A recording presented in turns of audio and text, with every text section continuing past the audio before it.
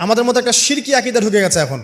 এটা একটা শিরকি আকীদা। সেটা হচ্ছে যে কোনো বিষয় যদি বৈজ্ঞানিকভাবে প্রমাণিত না হয়, কোরআন সুন্নায় থাকলেও মনে করি এটার অস্তিত্ব নাই। এটা আমাদের সাইকোলজিক্যাল সমস্যা। এখন এই জেনারেশনের বেশি সমস্যা, কারণ তারা পড়াশোনা করতে করতে মনে করছে সব কিছুকেই বিজ্ঞান দিয়ে প্রমাণ করতে হবে। তুমি তো তোমার আত্মাকেই প্রমাণ করতে পারবে না। একটা মানুষ হাঁটছে রাস্তা দিয়ে, পড়ে গেল, ডেড, এরকম হচ্ছে না?